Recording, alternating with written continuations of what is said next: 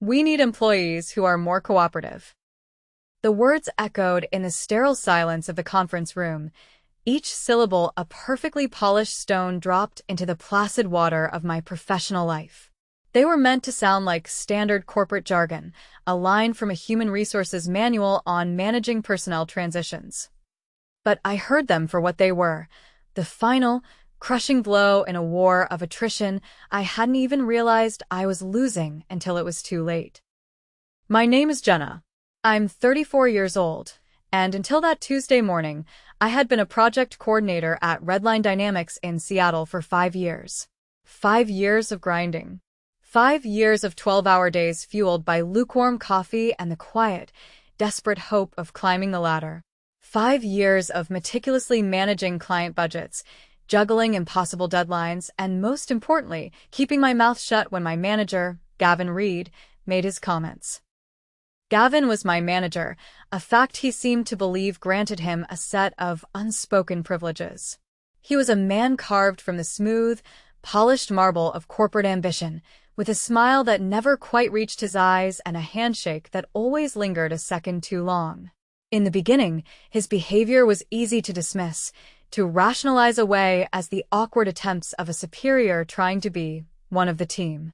It started with the lingering glances, his eyes tracing the lines of my blouse during meetings as if he were critiquing the stitching. Then came the comments. "That color really brings out your eyes, Jenna," he'd murmur as I passed his office, the words just loud enough for me to hear but quiet enough to be deniable. His excuses to stand too close during meetings became a grotesque ballet I learned to navigate, subtly shifting my weight or creating a barrier with my notepad. I told myself it was harmless office small talk, the kind of casual unprofessionalism my dad had warned me about. "Women in business need thick skin, honey," he'd always said. So I grew mine layer by layer until it was an armor I wore every day.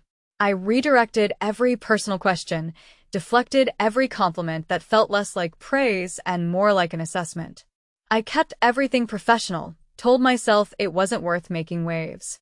I had student loans up to my neck from a master's degree in business administration and was desperate for the steady paycheck Redline provided. Rocking the boat wasn't an option. For the first year, it was almost bearable. Gavin was, in many ways, a good boss. He gave me challenging projects, trusted me with high-stakes clients, and even backed me up when those clients got difficult. He saw my potential, or so I thought. He asked about my career goals, my 5-year plan, and made me feel like he was invested in my future at the company. That belief, that fragile hope, was the currency I used to pay for my silence. The company was expanding, breaking new ground in Las Vegas.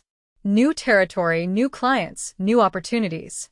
It was the talk of the office, a current of excitement that ran through every department.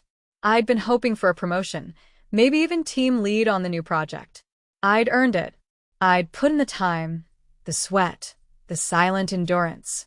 My performance reviews for 4.5 years had been flawless. I was a model employee.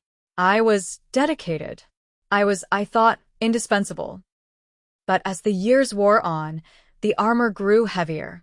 The comments became more frequent, the accidental brushes in the hallway less accidental. By year 3, his behavior had escalated.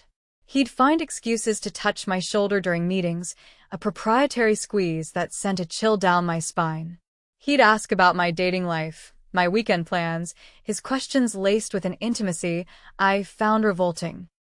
The real shift came when I got engaged to my boyfriend, David.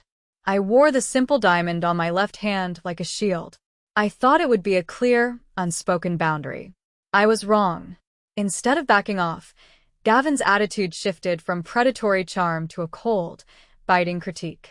My performance reviews, once glowing, suddenly had notes about my lack of responsiveness to management directives and issues with collaborative teamwork. He became hypercritical, finding fault in reports that were identical in format to ones he'd praised a month earlier. The engagement didn't last. The constant stress from work, the person I was becoming just to survive it poisoned everything. David and I broke up after 2 years, and somehow, Gavin found out before I'd told anyone at work. His mood improved dramatically. The compliments returned, the lingering looks, the invitations to business discussions over lunch, just the two of us. I developed strategies. I never worked late if he was still in the office. I always kept my door open during our one-on-one meetings. I started bringing coffee from home so I wouldn't have to use the break room, his favorite place to corner people. I thought I was managing the situation. I saw the sympathetic looks from Patricia in accounting, the way Jake from IT would position himself between us at company events. Everyone knew, but no one said anything. That's how these things work in small companies. Everyone sees the rot, but no one wants to be the one to cut it out, lest they get infected themselves. Then came the Las Vegas trip. Instead of a promotion, Gavin called me into his office on a Tuesday morning. The blinds were drawn, casting the room in a dim, conspiratorial light. He was leaning back in his oversized leather chair, a smug look on his face that I'd learned to hate. "Big news, Jenna," he began, steepling his fingers. "We're heading to Vegas to survey the market. Just you and me." My heart sank, but I kept my face a neutral mask. "That's great news, Gavin. When are we leaving?" "Next week. It'll be a quick trip, but we'll need to stay overnight. Survey the market, meet with some potential clients." He smiled that smile, the one that made my skin crawl. "Hotels are booked tight, though. Company budget, you know." He let the words hang in the air, a threat wrapped in the guise of fiscal responsibility. "We'll have to share a room." I stared at him. 5 years of his lingering glances, his comments about my clothes, his excuses to stand too close, it all culminated in this moment. 5 years of me biting my tongue, redirecting, deflecting. 5 years of telling myself it wasn't worth it. But this was different. This was a line I would not let him cross. I had redirected every conversation, kept everything professional, told myself it wasn't worth making waves. But this was a tsunami, and I refused to drown. "That's not going to happen," I said, my voice colder and steadier than I felt. His smile faded, replaced by a flicker of disbelief. "Excuse me?" I said no. I repeated, the words feeling like a liberation. "I'm not sharing a hotel room with you." He sat forward, his voice dropping to a low, menacing tone. "Jenna, I think you're misunderstanding the nature of this assignment." "This is business, nothing more," I countered, my own voice firm. "Then we can get separate rooms." "The budget doesn't allow for that," he hissed. "Then I'm not going." We stared at each other across his desk. I could see him processing this, the gears in his mind calculating his next move. In 5 years, I'd never directly refused him anything. I deflected, sure, redirected, but never a flat no. "I see," he said finally, a dangerous calm settling over him. "Well, I suppose I'll have to reconsider your role on this project." It was a clear threat. My career, my future at this company, hung in the balance. But for the first time, I felt a spark of defiance that was stronger than my fear. I nodded, a single, sharp movement, and walked out of his office. My hands were shaking, but I kept my face neutral as I walked back to my desk. I tried to focus on the quarterly reports, but the words blurred. I knew what was coming. The thing about men like Gavin is they don't handle rejection well. They especially don't handle it when it comes from women they think they own. I'd worked for him long enough to know he'd find a way to make me pay for embarrassing him. I just didn't think it would happen so fast. 2 days later, the call came from Human Resources. 2 days later, I was sitting in that same sterile conference room, this time with Sandra from HR, Gavin, and a man in an expensive suit I didn't recognize, who was introduced as Robert Chen from the company's legal department.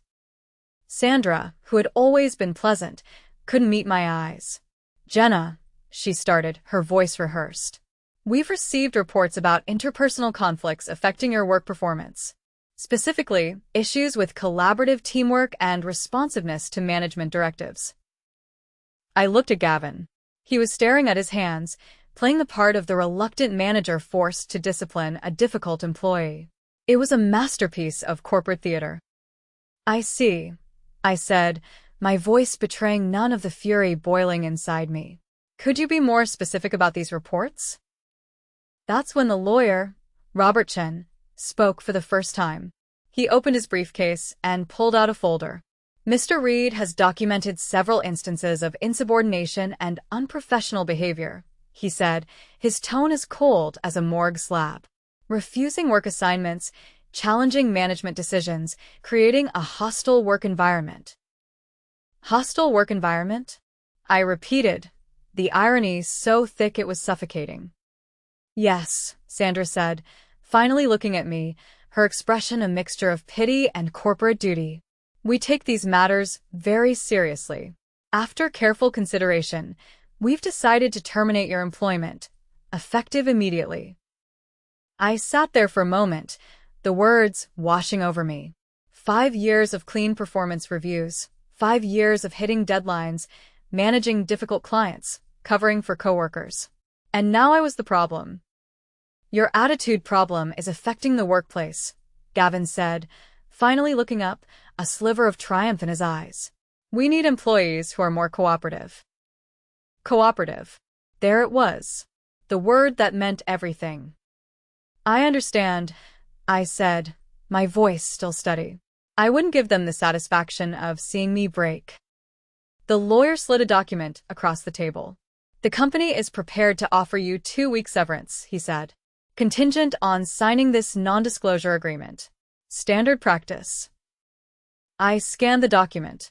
Legal language about not disparaging the company, not discussing the circumstances of my termination, not pursuing legal action. They wanted my silence. They wanted to buy it for the price of 2 weeks' pay. I'll need to review this with my own attorney, I said. Gavin's jaw tightened. The lawyer's professional veneer cracked for a second. That's your right, of course, Chen said smoothly. But the offer expires at close of business today. I nodded, stood up, and shook hands with Sandra. I didn't look at Gavin.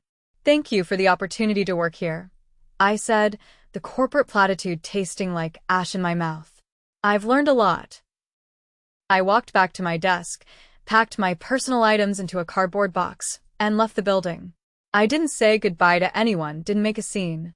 I just walked out with my dignity intact. But sitting in my car in the parking lot, the carefully constructed dam of my composure finally broke. I didn't cry. Instead, I felt something I hadn't felt in years. Not defeat, not humiliation. Clarity. Gavin thought he'd won. He thought he'd silenced me, gotten rid of a problem employee who wouldn't play along. He had no idea what he'd actually done. He'd freed me from needing this job. And that changed everything. I drove home and made myself coffee. Then I sat at my kitchen table and started planning. I didn't sign their non-disclosure agreement.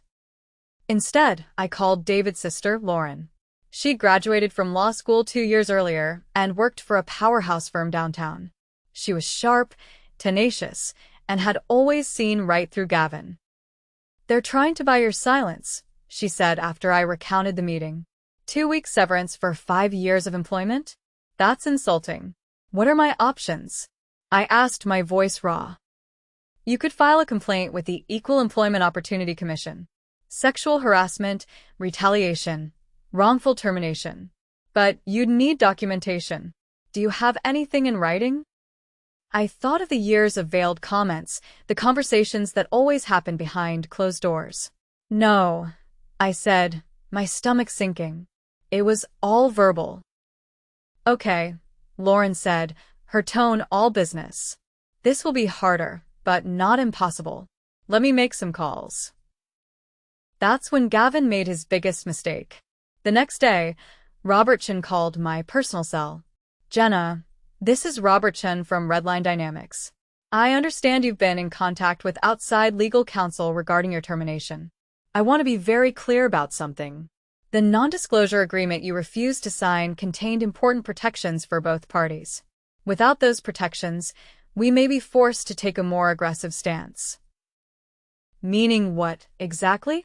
I asked. Meaning we have documentation of performance issues dating back 2 years. Missed deadlines, client complaints, insubordination. If this matter proceeds to litigation, we'll be forced to present evidence that your termination was entirely justified and had nothing to do with any alleged harassment. I felt my stomach clench. Are you threatening me? I'm explaining the legal realities of your situation, he said, his voice slick with condescension. The offer stands until the end of business today. 2 weeks severance, mutual non-disclosure. A clean separation. After today, any settlement discussions would necessarily be less favorable. He hung up before I could respond. I called Lauren immediately. They're threatening to fabricate performance issues, I said, my voice shaking with rage. They can't do that, can they? They can try, she said grimly. But you have 5 years of performance reviews, right? A clean record. Up until this year, I admitted. Gavin gave me 2 negative reviews after I started refusing his invitations. When exactly did those negative reviews start? I pulled up my email archives. March and June. Right after I told him I wasn't interested in having dinner with him. Perfect, Lauren said. That's textbook retaliation. The timing alone proves your case. But when I went to my email the next morning, something was wrong. My work account had been deactivated, which was expected. But my personal emails from colleagues were gone. Messages I'd forwarded to my personal account, backup copies of documents, performance reviews I'd saved, everything related to Redline Dynamics had vanished. I called my internet provider. There was a legal request for data removal, the technician told me. A court order. They had to comply. What court order? I demanded. You need to contact the requesting party for details, he said, and the line went dead. I called Lauren in a panic. They've deleted everything. All my evidence. That's not possible. You can't just delete someone's personal emails. They did it somehow, she said, a grim silence on the other end of the line. Jenna, who exactly are we dealing with here? How big is this company? I looked up Redline Dynamics' corporate structure online. What I found made my blood run cold. They weren't just a logistics company. They were a subsidiary of a much larger defense contractor. Government connections, military contracts. The kind of company that probably had lawyers who knew exactly how to make problems disappear. I spent 3 days in my apartment feeling defeated.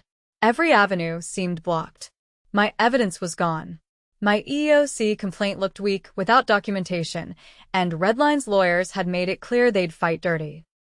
But Wednesday evening, something unexpected happened. My doorbell rang. Patricia from accounting stood on my doorstep, looking nervous. I hope you don't mind me coming by, she said, wringing her hands. I got your address from the employee directory before they updated it. I invited her in, made coffee, and waited for her to speak. I heard what happened, she said finally. About the Vegas trip, about your termination. I wanted you to know you're not the first. My coffee cup stopped halfway to my lips. What do you mean? 3 years ago, there was another woman, Kelly Morrison. She worked in client relations. Same thing happened to her.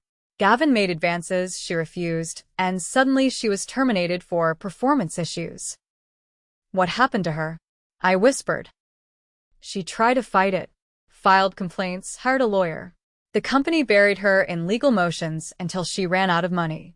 She eventually took a settlement, just to make it stop. Patricia reached into her purse and pulled out a flash drive. But she kept copies of everything. Every email, every performance review, every interaction with Gavin. She then reached in again and pulled out a worn manila folder. And I've been keeping records too. Every time I've seen Gavin behave inappropriately, every conversation I've overheard. I never knew what to do with the information, but I couldn't just ignore what was happening. She handed me the folder. I knew someday someone would need proof. I just didn't have the financial stability to be that someone myself. By Friday, we had statements from 9 women spanning 6 years. Lauren introduced me to her firm's senior partner, a woman named Margaret Walsh who specialized in employment law. Margaret had silver hair and steel in her voice, the kind of lawyer corporations actually feared. I've seen companies like Redline before, she told me during our first meeting. Defense contractors with government connections think they're untouchable. But sexual harassment law doesn't care about your security clearance. We developed a strategy. First, file an amended EEOC complaint with Kelly's and Patricia's evidence. Second, reach out to the local media. Margaret had contacts at the Seattle Times who covered workplace issues. Third, identify other potential victims through social media and professional networks. The key is momentum, Margaret explained. Once the first story breaks, other women will come forward. They always do. But we need to move carefully. Redline has already demonstrated their willingness to play dirty, and we can't afford to give them any ammunition. Margaret filed the amended complaint Monday morning. Tuesday, the Seattle Times published their investigation. The headline read, "Defense Contractor Faces Multiple Harassment Allegations." The story laid out the pattern of behavior, the company's responses, and the broader implications for workplace culture in the defense industry. Redline stock price dropped 12% by market close. Wednesday morning, my phone rang. It was Robertson again. "Miss Whitmore," he said, his voice stripped of its earlier arrogance. "I think we may have been hasty in our previous communications. My client is prepared to discuss a reasonable settlement that addresses your concerns." "What kind of settlement?" I asked, my voice cool. "Full salary compensation for 12 months, positive references, and a contribution to a women's workplace advocacy organization of your choosing, in exchange for standard non-disclosure terms." "What about the other women?" "That would need to be discussed separately," he said quickly. I hung up and called Margaret. "They're trying to isolate me from the group," I said. "Classic divide and conquer," she replied. "They want to silence you before more women come forward." "How many calls have you gotten from reporters?" 15 since yesterday." "Good. The pressure's working. Don't take any interviews yet, but let them know you're represented by counsel and considering all options." Thursday brought another development. The Department of Defense announced they were reviewing Redline's government contracts in light of the harassment allegations. For a company that derived 60% of its revenue from federal contracts, this was devastating. Friday afternoon, Margaret called with news. Redline's board of directors held an emergency meeting. Gavin Reed has been terminated, effective immediately. They've also agreed to establish a $10 million fund for workplace harassment prevention and victim compensation. "What about the other women?" I asked. "They'll all be offered settlements based on their individual circumstances. And the company has agreed to independent oversight of their human resources practices for the next 5 years." I sat in my kitchen, staring out the window. 2 weeks ago, I'd been terminated for refusing to share a hotel room with my boss. Now, he was the one out of a job. But there was still one more call I needed to make. Saturday evening, 7:30 p.m., I sat at my kitchen table with a glass of wine and my phone. I'd been thinking about this call for weeks. Not because I wanted revenge, exactly, but because there was someone who deserved to know the truth. Cynthia Reed answered on the third ring. "Hello. Mrs. Reed, this is Jenna Whitmore. I used to work for your husband at Redline Dynamics." Silence. "Then, I heard about the news stories." "I imagine you did," I said. "I'm calling because I thought you should know that this wasn't just about work. The harassment wasn't just professional misconduct." "What do you mean?" she asked, her voice small. I took a breath. "He told me several times that his marriage was ending, that he was planning to leave you. He said you didn't understand him, that you'd grown apart. He used that as justification for pursuing other women." More silence. "He's been telling women for years that his marriage was basically over," I continued, "that he was just waiting for the right time to file for divorce. I thought you should know that."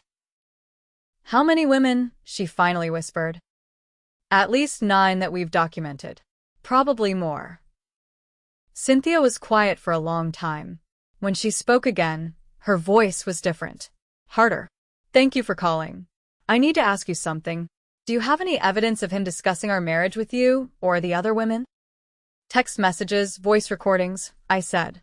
and several of the other women received similar communications. Would you be willing to share those with my attorney? Of course. Good, she said, her voice like flint. Because I filed for separation this morning. And now I'm filing for divorce, on grounds of adultery and emotional abuse. 3 months later, I started my new job at Brightcrest Analytics, a mid-sized consulting firm in downtown Seattle. Better salary, better benefits, and a female CEO who'd specifically recruited me after reading about the Redline case. The settlement money allowed me to take my time finding the right position. I'd turned down several offers from larger companies that felt too much like my old job. I wanted something different, somewhere I could rebuild my career on my own terms. Gavin's divorce was finalized in February. Cynthia got the house, half his retirement fund, and full custody of their teenage daughter. The recordings I'd provided had helped establish a pattern of deception and emotional manipulation that extended far beyond his workplace behavior. He moved to Phoenix and took a job with a small construction company. No management responsibilities, no female subordinates. His new employer had done their homework. Kelly Morrison reached out last month to tell me she'd been hired by a nonprofit that advocates for workplace harassment victims. She was using her settlement money to fund their legal assistance program. Patricia got promoted to accounting manager at Redline after Gavin's departure. The new department head was a woman who'd been brought in specifically to rebuild the company culture. I kept the flash drive Patricia had given me. Sometimes I'd look at it and remember how alone I'd felt that Tuesday morning when Human Resources called me downstairs. I'd thought I was fighting by myself, against an entire system designed to protect men like Gavin. But I wasn't alone. None of us were. The women who came before me had been documenting, recording, and waiting for someone to take the first step. When I finally spoke up, they were ready. Sometimes justice takes time, but it's worth waiting for.